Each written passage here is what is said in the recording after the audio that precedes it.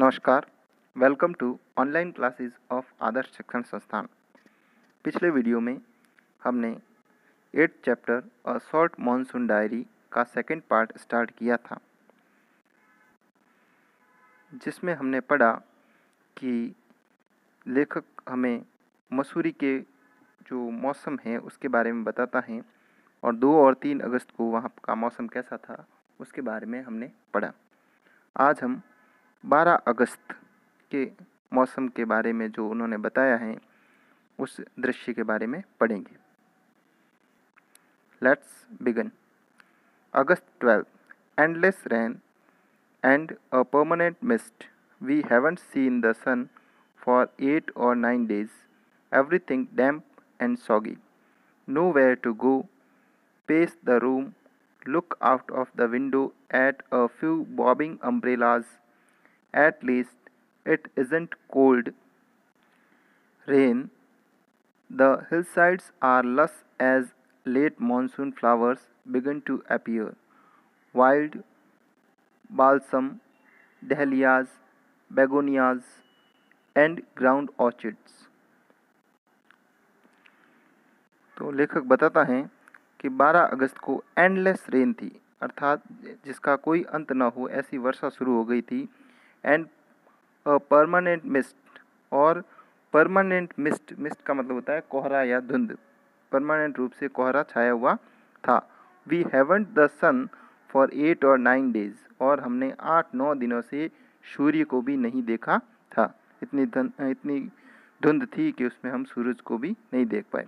Everything damp and soggy, प्रत्येक चीज़ है या प्रत्येक जगह है वो डैम्प and soggy. Damp and soggy का मतलब होता है नम और गंदगी से भरी हुई या चिपचिपी जिसको बोलते हैं।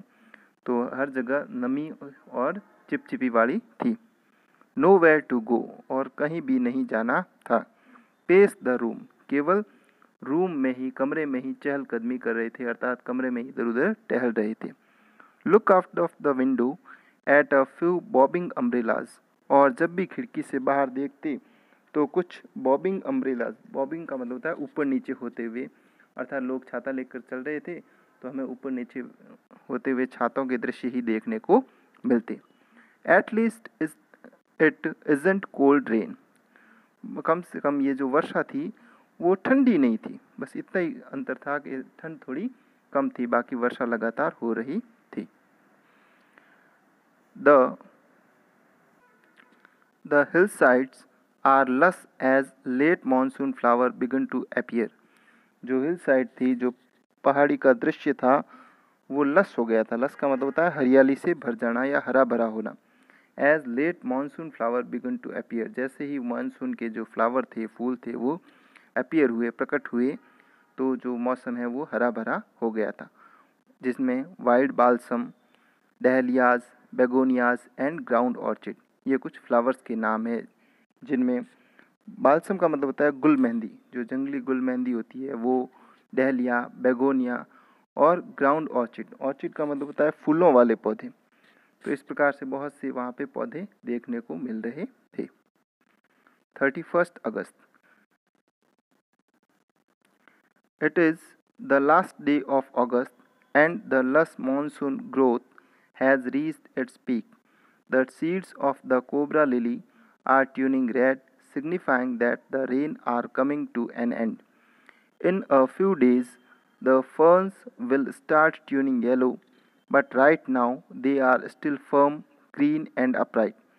Ground orchid, mauve lady's slipper, and the white butterfly orchid put on a fashion display on the grassy slope of Landauer. Wild dahlia, red, yellow, and magenta, rear their heads from the rocky crevices where they have taken hold. 31st अगस्त, जो 31 अगस्त है, वो महीने का last दिन था। It is the last day of August and the lush monsoon growth has reached its peak, और जो monsoon की लस थी, मानसून की जो हरियाली थी, वो अपनी पीक पर, यानी बहुत ज़्यादा ऊंचाई पर पहुंच चुकी थी। कहने का मतलब सबसे ज़्यादा हरियाली वाले दिन आ गए थे। The seeds of cobra lily are turning red, और जो कोबरा लिली के सीड थे, कोबरा लिली के बीज थे, वो भी लाल होने शुरू हो गए। Signifying that the rains are coming to an end, जो इस बात को प्रदर्शित कर रहे थे। सिग्निफाइंग का मतलब होता है संकेत देना या प्रदर्शित करना। जो इस बात को प्रदर्शित कर रहे थे कि अब वर्षा है अपने अंत पर आ चुकी है, वर्षा का मौसम है वो जाने वाला है। In a few days the ferns will start turning yellow, और कुछ ही दिनों में जो फर्न है, जो पौधे हैं, फर्न एक प्रकार के पौधे होते हैं जिनमें छोटी छोटी पत्तियां लगी हुई होती हैं, जो फर्न है वो भी येलो होने, पीले पड़ने शुरू हो जाएंगे। But right now they are still firm, green and upright, लेकिन अभी तक जो फर्न है वो फर्म है। फर्म का मतलब होता है दृढ़, वो अभी भी दृढ़, हरे और एकदम सीधे खड़े हैं, लेकिन कुछ ही दिनों में वो भी येलो होना शुरू हो जाएंगे। Ground orchid, mauve lady slipper and white butterfly orchid put on a fashion display on the grassy slope of Landauer। जो ग्राउंड ऑर्चिड हैं, मऊ का मतलब होता है हल्के बैंगनी रंग का, जो हल्के बैंगनी रंग के लेडी स्लीपर एक प्रकार का पौधा होता है जिसके आकार जो है शायद स्लीपर टाइप होता है, इसलिए इसको लेडी स्लीपर बोलते हैं। तो ग्राउंड ऑर्चिड हैं, लेडी स्लीपर हैं, और जो वाइट बटरफ्लाई ऑर्चिड हैं, जो सफ़ेद बटरफ्लाई जैसा ऑर्चिड है, उन सब ने फैशन डिस्प्ले अर्थात फैशन का प्रदर्शन करना शुरू कर दिया था on the grassy slope of Landour. ज़मीन पर जो घासदार ढलान थी उस पर वो ऐसा लग रहा था जैसे कोई फैशन शो चल रहा हो, इस प्रकार से वो प्रदर्शित हो रहे थे। Wild dahlias, red, yellow and magenta rear their heads from the rocky crevices, और जो वाइल्ड डहलिया थे, जो जंगली डहलिया के पौधे थे, वो लाल, पीले और मैजेंटा कलर में, मैजेंटा मतलब होता है लाल बैंगनी मिक्स, जिसको बोलते हैं मजेंटा।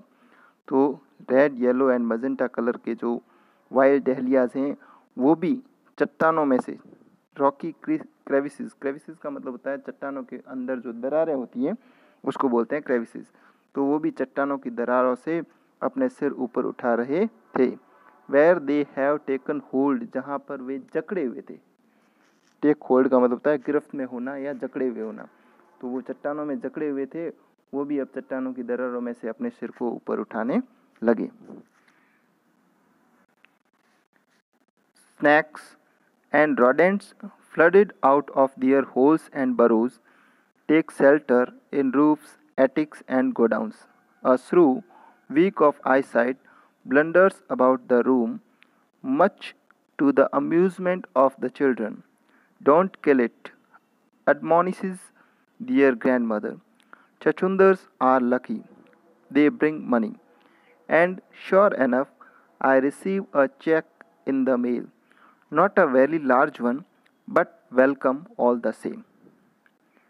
तो लेखक कहता है कि जो स्नैक्स एंड रोडेंट्स है, स्नैक मतलब सर्प और रोडेंट का मतलब होता है कृतंक प्राणी, अर्थात जो कुतरते हुए भोजन करते हैं, जैसे कि चूहा है, गिलहरी है, तो वो उनको बोलते हैं रोडेंट्स। तो जो स्नैक्स और रोडेंट हैं वो flood out of their holes and burrow, वो अपने छेद और बिल में से फ्लड आउट बहुत ज़्यादा संख्या में बाहर निकल रहे थे। Take shelter in roof, attics and godown, और वो अब छतों पर, अटारियों पर और गोडाउन में शरण ले रहे थे। कहने का मतलब वो बिल से बाहर आकर के अब गोडाउन में या जो एटिक्स हैं वहाँ छतों पर आदि जगह पर जा कर के शरण ले रहे थे। A shrew, weak of eye sight, blunder about the room, और एक श्रू का मतलब होता है छछुंदर, वीक ऑफ आई साइट, जिसकी आई साइट है, दृष्टि है, वो कमज़ोर थी। Blunder about the room, blunder about का मतलब होता है टकराते हुए चलना, क्योंकि उसकी आई साइट कम थी इसलिए वो इधर उधर टकराते हुए चल रहा था, तो वो कमरे में टकराते हुए चल रहा था। Much to the amusement of the children, और वो बच्चों के अम्यूजमेंट का साधन बन गया था। अम्यूजमेंट का मतलब होता है मनोरंजन।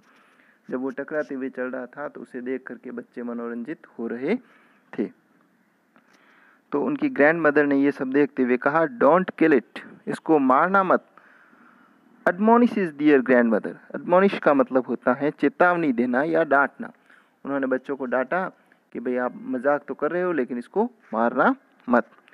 छछुंदर्स आर लकी, क्योंकि जो छछूंदर होते हैं वो काफ़ी लकी होते हैं। दे ब्रिंग मनी, वे पैसा लाते हैं। अर्थात उनका ऐसा मानना था ग्रैंड मदर का कि भाई छछूंदर घर में आता है, इसका मतलब अब पैसे भी आएंगे, तो उन्होंने कहा इसको मारना मत।